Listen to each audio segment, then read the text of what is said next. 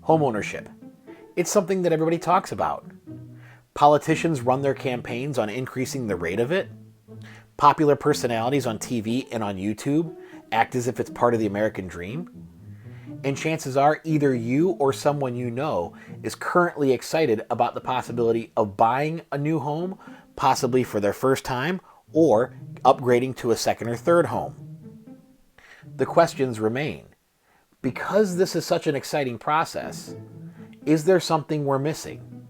Are we really looking at everything we need to look at?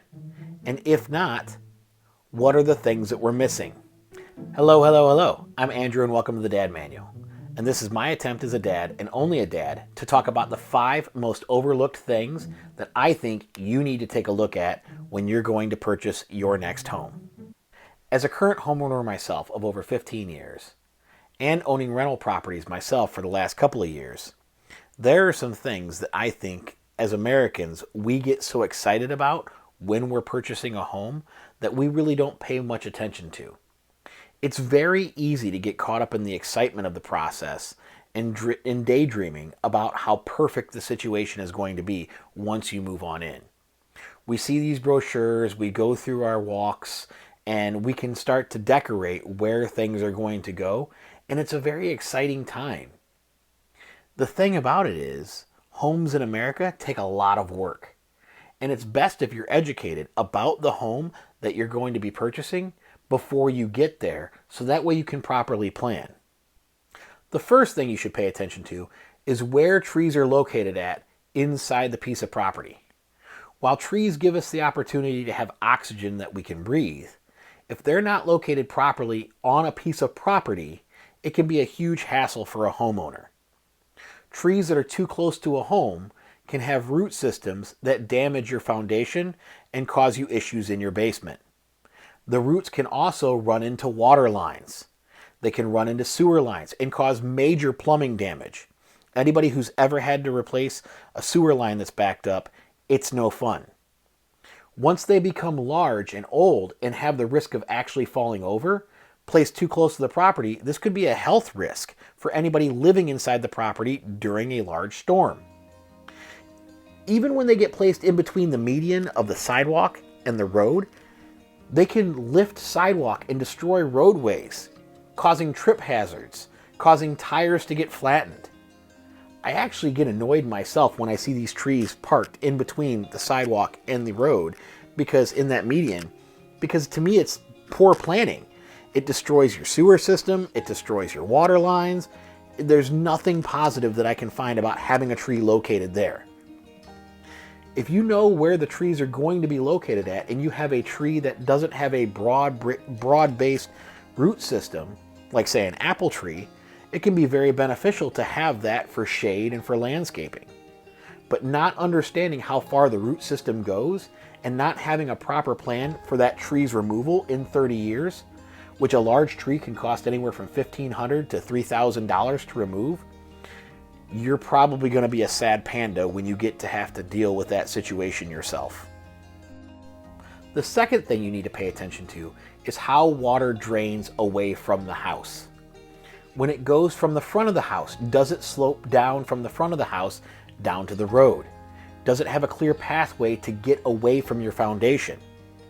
If it puddles back toward your foundation, this will inevitably create damage that will have to be repaired in the future. When it goes toward the back of the house, is there a swale that exists all the way down the strip of your block?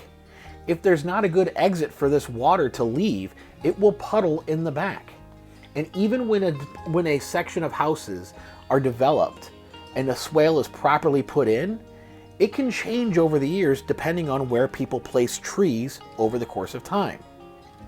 For example, my neighbors across the street used to have a working swale 15 years ago when we first moved in. An old property owner, though, put in trees down at the end. Those trees now are old enough, they block the entire swale. Now they have to pump the water from the back of the house through a hose every time there's rain out to the front of the house, lest their backyard is completely unusable. This is something that if you pay attention to when you're actually purchasing a property, you can either have built into what the costs are to repair the situation, or perhaps can purchase a better fit for yourself. The third thing you need to do when you're looking at a new house is you need to pay attention to what side of the street that house is on. See, we tend to look at houses as if they're all the same regardless of where they're at. But in Northwest Ohio, we get a lot of snow. Being that my house is on the north side of the street, I don't have to use rock salt because after I shovel my driveway and my sidewalk, the sun, as it's going overhead, has a clear path to be able to get to my sidewalk and my driveway, getting rid of all of that ice. Not only is that just a cost savings in terms of rock salt, it saves my concrete.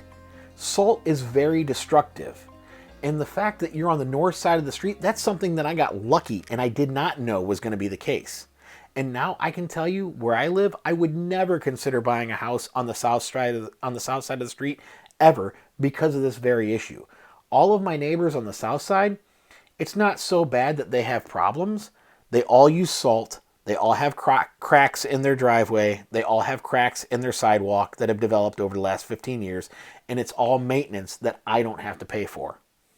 The fourth thing that you should pay attention to when purchasing your next home is you should educate yourself a little bit on lead, asbestos, radon, and mold. Chances are you're going to use a house inspector, and if you do, they're going to give you some education on the process of looking for lead and asbestos. A real estate agent should also have a good idea what they're dealing with. If the house is pre-1978, you're also probably going to have to sign disclosures saying that they could have lead in the home. It's presumed to have lead in most cases. Now, lead necessarily isn't going to be something that's going to cause you to die or going to always cause a kid to die or have a deformity if they're inside of a house with lead paint. But if they were to go up and start, gnawing on lead plaster, that could be an issue. Asbestos is also only dangerous when it gets in your system. Asbestos is very safe when it's used and it's not disturbed. So when we find lead tile floors in houses, as long as those tiles are not chipped, as long as we're not taking those tiles that are chipped and picking them up and eating them, as long as we're not damaging those tiles and creating a powdery substance to go ahead and breathe in, nobody's going to get hurt by those tiles. The kicker about lead and asbestos, though, is they can be very expensive to do an abatement process to make sure it's encapsulated or just removed from the scenario. And you don't want to put kids at risk if you don't have to.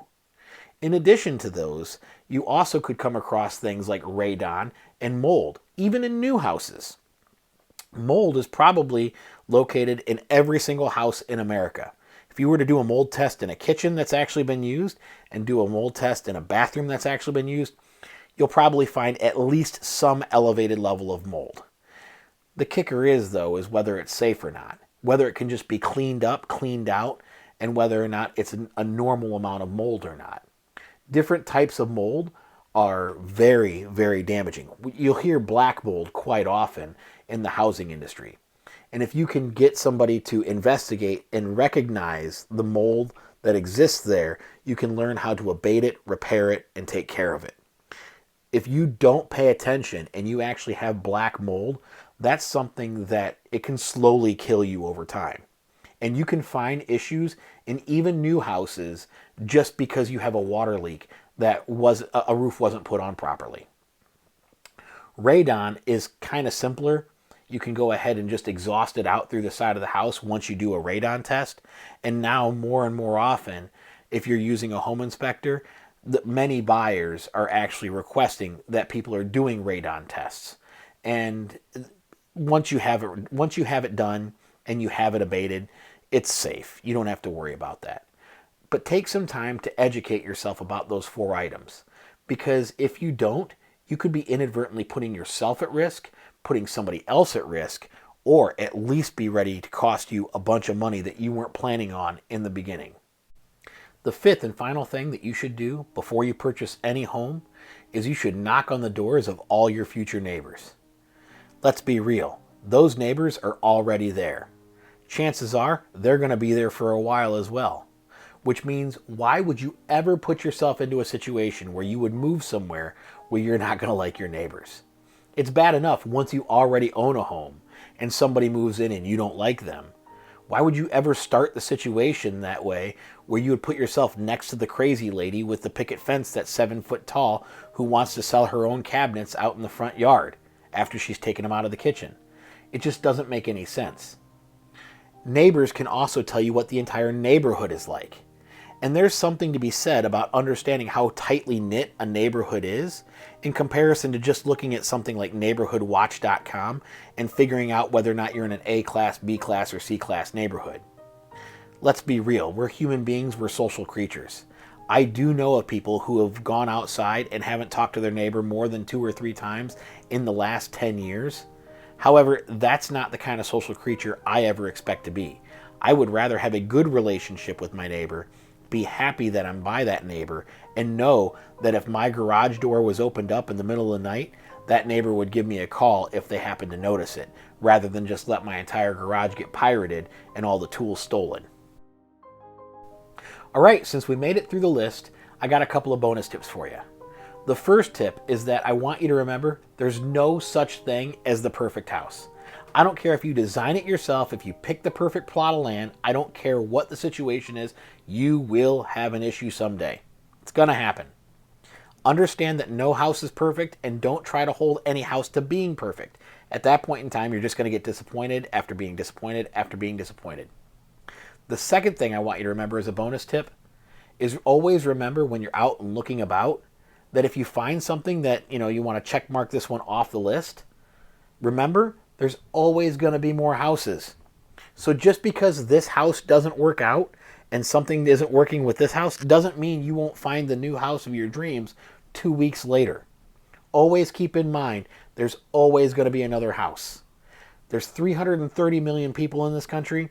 Not all of them are going to be homeowners, and there's more houses being built every single day. Sooner or later, if you haven't found what you're looking for right now, you will eventually find what you're looking for.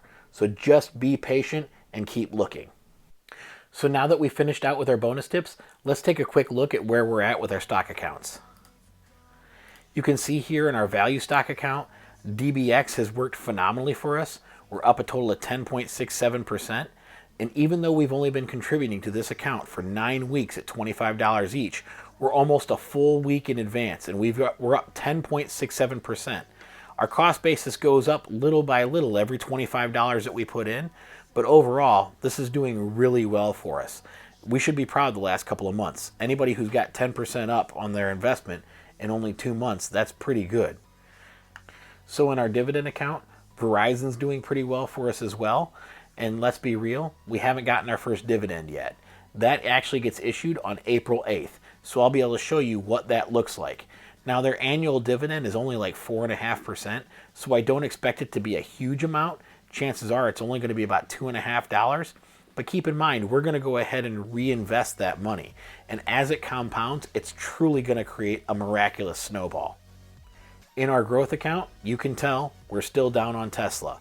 That's fine, because every $25 we purchase, we continue to drive our cost basis down. As of the day of this recording, Tesla just released their first quarter numbers, which beat estimates by a mile. I mean, I want to say it was 182,000 deliveries, and they produced 180,000. That means that their volume was up for production and sales by the time from Q4 to Q1, in traditionally the worst seasonal quarter of the year. And in addition to that, they did it without Model X and Model S at all. Like, those lines were shut down the entire time for the quarter. So, and this was also Chinese New Year. So this bodes very well. I would expect that we're going to see some pops coming here in the not too distant future. And we're actually not only going to be positive, but I wouldn't be surprised if this becomes our most positive account very, very soon. Because Tesla, remember, it wildly fluctuates. And we've already seen the dip. And all we continue to do every single week was buy the dip. That is what we need to do. And our old faithful VOO, which is our S&P 500 index account, it's up 2.5% so far for the year. We're actually doing pretty good over here. Consistency in this case is the key. Continue to put in your money there every single solitary week. I know I skipped last week with these updates, but overall, we've had some tumultuous times, and I'm looking forward to riding the bull wave for this next quarter. Well, that about wraps up today's episode. What I want to know, though, is how you feel about these tips for buying a new home. Do you have any ones in addition you'd like to add? Tell me about them down in the comments below. And thanks for joining me again today, guys. If you haven't done so already, please give me a thumbs up, hit that subscribe button, and consider sharing this with one of your friends or family. It really does help out the YouTube channel. Until next time, I'm Andrew Sherman. This is the Dad Manual, and always remember, failure isn't bad. Failure to try and learn is. Have a good one.